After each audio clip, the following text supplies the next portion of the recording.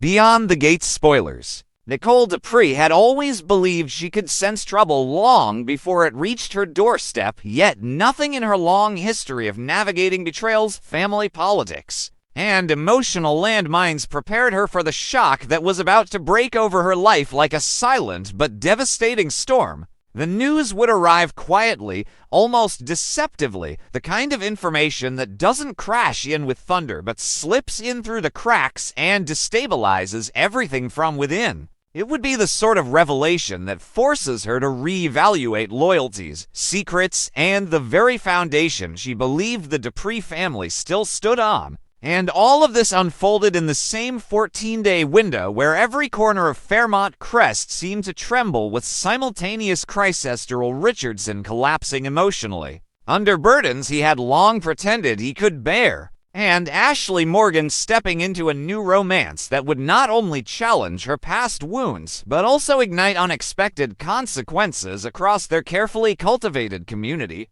Everything was shifting at once, and the tapestry of lives inside BTG was tightening into knots that would take months, if not years, to unravel. While Michele braced for the news that would unravel her poise, Anita Dupree was entering her own battle, one far more visceral and terrifying. The week of January 5th through January 9th marked a turning point neither she nor her family could emotionally prepare for. Anita had always been the Palarthy warm, steadying presence who insisted that courage was not about having no fear, but moving forward even when fear pressed against the lungs. In the upcoming episodes set for January 9th, she finally decided to apply her own wisdom to herself as she began preparations for her breast cancer treatment. It was a moment that required a kind of bravery she had spent years telling others they possessed. Yet, when she stood before her reflection, when she felt the weight of her mortality press down on her shoulders,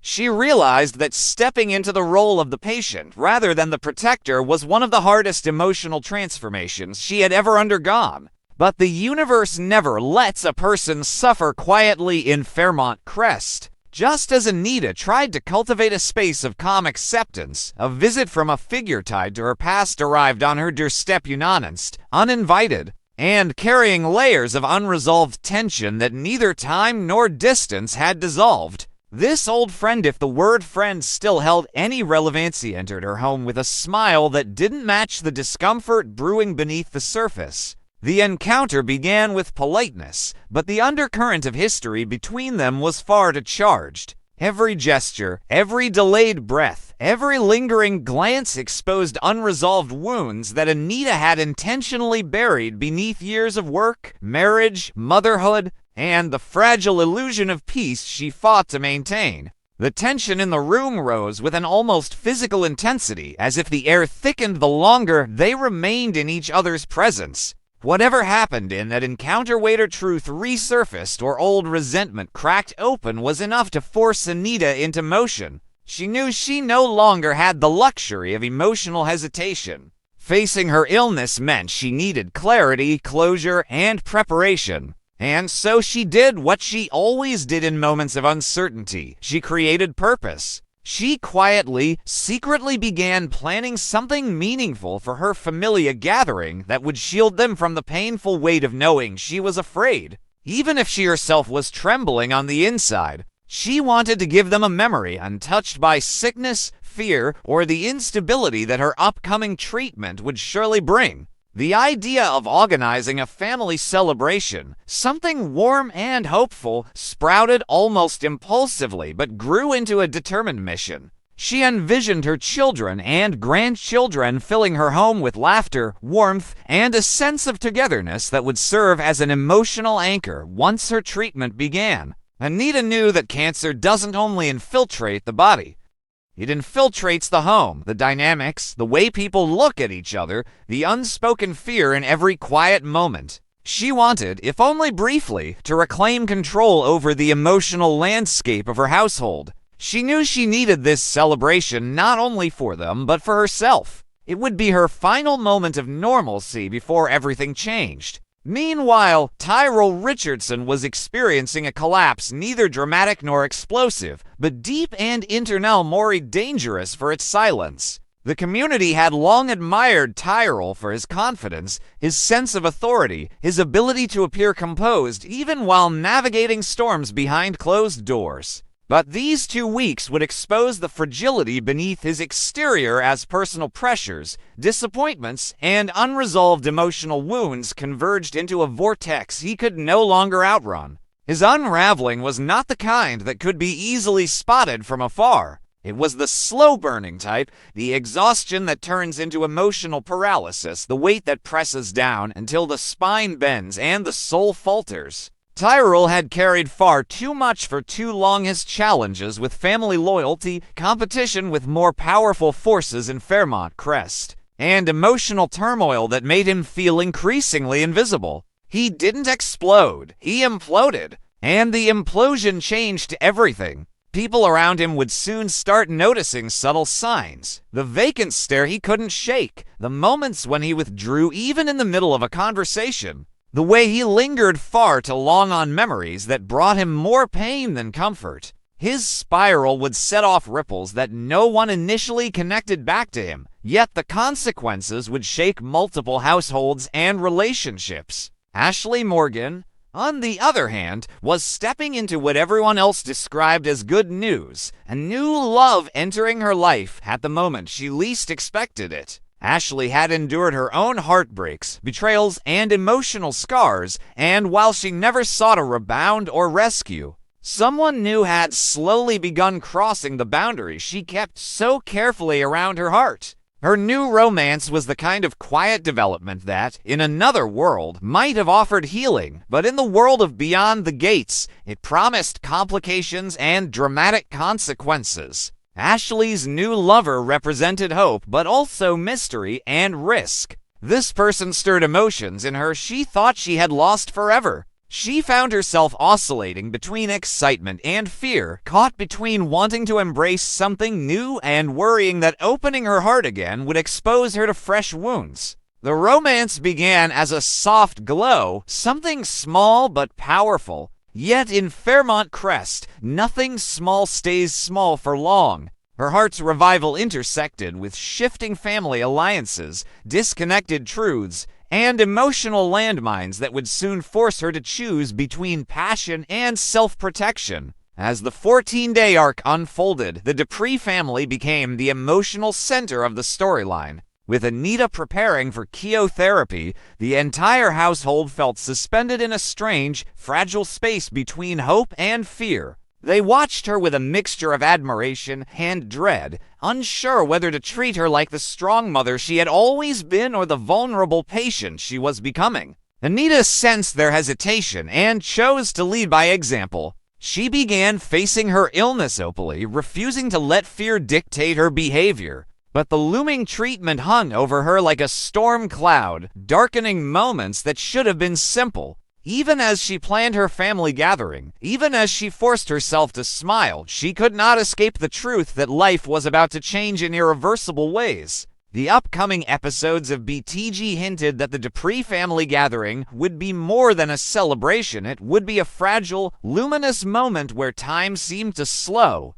The previews showed scenes of the family laughing, hugging, sharing memories, and creating warmth in a house that would soon be overshadowed by medical realities. Those brief moments would shine like soft lanterns in the dark, illuminating the love that bound them even as uncertainty loomed. But behind the gentle glow of family unity, an entirely different storm was brewing, the shocking news awaiting Michele Dupree. Though she was busy supporting Anita, immersed in Tyrell's emotional decline, and trying to keep the household stable, the news would hit her like a cold blade. It would destabilize everything she believed she understood about her life, her marriage, her family's future, and the stability she fought so fiercely to protect. The timing couldn't have been worse. As Anita prepared for treatment, as Tyrell spiraled, as Ashley rediscovered love, Michele would face something that demanded every ounce of strength she possessed. The beauty and tragedy of this 2-week arc lay in the contrast. Hope and fear, renewal and collapse, secrets emerging as others were desperately buried. Families tried to come together just as personal truths threatened to tear them apart. The Duprees, despite their injuries, strived to hold on to the belief that Unity could withstand anything. But Fairmont Crest had a way of crushing illusions. And the most painful part was not the dramatic events themselves, but the quiet moments where characters realized that even their best attempts at control could not keep life from shifting beneath them. Nicole's shock, Tyrell's spiral, Ashley's romance, Anita's silent bravery, each thread pulled others tighter, weaving a story where every choice would lead to consequences that no one saw coming. Despite the storms forming in every corner of Fairmont Crest, there was a strange sense of interwoven fate in the air, as if lives that had once traveled on separate paths were now being pulled toward the same emotional epicenter. Nicole and Donnie, both dealing with their own personal turmoil, were at least fortunate in one regard: the men currently standing beside them, Carlton Fitzgerald and Andre Richardson, were determined to offer stability in a moment when everything else felt unsteady. Carlton, with his calm precision and clinical grace, knew how to anchor Nicole's spiraling fears without suffocating her independence, while Andre, with his quiet depth and instinctive empathy, sensed every shift in Donnie's emotional weather before she even acknowledged it herself. Their presence acted as a buffer, preventing old temptations, Bill for Donnie, Ted for Nicola, from reclaiming the emotional ground that had once allowed reckless decisions to bloom. And yet, even stability can become fragile when layered upon a foundation already cracking from the weight of unspoken fears. Vernon Dupree could feel that fragility seeping into the walls of his own household. As a father, he had learned to distinguish between Danielle's impulsive bravado and her quieter moments of vulnerability that she rarely let anyone else see. During the past week, he had watched her orbit dangerously close to Bill, and although nothing had happened, the possibility alone was enough to leave him unsettled. Vernon understood how grief, fear, and emotional disorientation could lead someone into old patterns that felt comforting even when destructive. He remembered how Donnie's spirit dimmed years earlier when she had lost herself in complicated entanglements, and he feared that Anita's illness piling onto pre-existing wounds might drive her back into a version of herself she had worked so hard to outgrow. That was why he resolved to speak with her sometime during the week of January 5th through January 9th. Not with anger or judgment, but with the gentle firmness of a father who had lived long enough to recognize how subtle emotional slippage can become catastrophe if left unaddressed. Meanwhile, in a very different corner of the city, Tyrell Richardson was experiencing a shift of his own, a milestone with Jessica that should have signaled growth, maturity, and a deepening connection, yet instead exposed the emotional instability he had been trying to outrun for months. The relationship milestone felt significant, but also overwhelming, as if stepping into deeper intimacy with Jessica cracked open old insecurities he never fully processed. He wanted to be her anchor, her equal, her partner, but something inside him trembled, resisting the vulnerability that genuine commitment required. When love requires honesty, the facade of composure becomes harder to maintain, and Tyrell found himself reacting in ways he didn't understand, becoming irritable, tense, and unpredictable. The possibility of their first real argument hovered over them like a necessary storm, inevitable, revealing, and dangerous. Jessica saw the shift in his demeanor and sensed the pressure he was trying to hide. But she had no way of knowing how deeply entangled his emotional state was with the chaos unfolding in the Dupree family. Tyrell's love for his grandmother Anita was profound, the kind that rooted itself deeper than logic, deeper than shared memories, deeper than anything he could articulate. She had been his safe place long before he knew how badly he would need one, so the idea of distancing himself during her fight with cancer struck him as a betrayal of the worst kind. And yet, when emotions tangle, fear whispers contradictory impulses into the heart. The revelations from BTG hinted that Tyrell would lash out at Nicole over a family event, a shocking twist, because Nicole was one of the people who had always advocated for him. The argument seemed senseless on the surface, a random explosion directed at someone who had never tried to harm him, yet emotional pain rarely chooses its targets rationally. When a person feels trapped, the first blow often lands on whoever is standing closest, and Nicole, already burdened with her own shocking news, would become an unintended casualty of Tyrell's unraveling. His conflict with Nicole would raise deeper questions about his priorities. Would he choose to spend time with Jessica Sophie, comforting? Unburdened by family expectations, or would he push through the fear and show up for Anita and the Dupree household during one of their darkest chapters? The internal war inside him grew louder, turning every decision into a crossroads. Part of him longed to escape into Jessica's world, where he could pretend life was simple and his emotions were manageable, but another part clawed at him, reminding him of the gravity of Anita's condition and the urgency of family unity during moments like these. The guilt alone was enough to twist his mind into knots. By the time the week neared its end, Tyrell's deteriorating behavior became impossible for others to ignore. Martin Richardson and Bradley Smitty Smith-Two men who had watched Tyrell grow up, fall down, and rise again felt a creeping sense of dread as they observed the signs of his emotional decline. They recognized the patterns, the avoidance, the irritability, the inexplicable anger directed at the wrong people, the way he lingered on the periphery of conversations without letting anyone reach him. They had seen him face heartbreaks and disappointments before, but the current shift felt different, more permanent, more dangerous, as if he were beginning to crumble in ways he didn't know how to rebuild. Martin, who often balanced a father's instinct with a mentor's pragmatism, found himself pacing at night, wondering how to intervene without pushing Tyrell further away. Smitty, always more intuitive than people credited him for, sensed that whatever Tyrell was battling wasn't just about Jessica or the argument with Nicolite was the culmination of years of emotional weight he had never fully processed. The Richardson men shared a silent worrying, understanding that Tyrell was standing at the edge of something he might not be able to step back from if he continued down the same trajectory.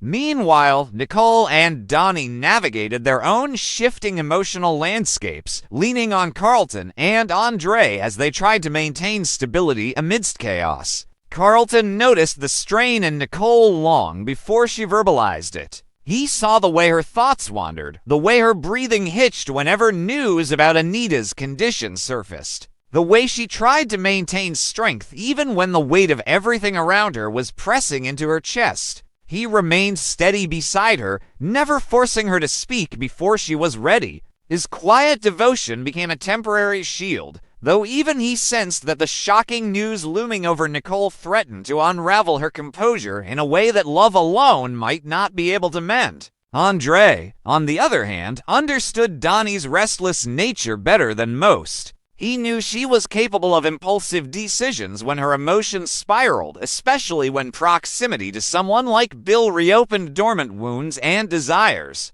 Andre remained vigilant, offering comfort without pressure, guiding her back into emotional clarity each time fear pushed her toward reckless thoughts. He had no desire to control her, simply wanted to remind her that she wasn't alone anymore, not in the way she had been before. Yet, even with these men standing strong beside them, the emotional atmosphere in BTG thickened, charged by secrets, guilt, and impending decisions that none of them could avoid. The truth was, Tyrell's unraveling would not remain isolated. Every choice he made, the distance he placed between himself and Anita, the arguments he initiated without reason, the confusion he carried into his relationship with Jessica would ripple outward, affecting Nicole, Donnie, Carlton, Andre, Martin, Smitty, and even the larger Dupree and Richardson families. Fairmont Crest, despite its sprawling estates and meticulously maintained distance between households, was still a world where emotional turbulence traveled fast, weaving through hallways,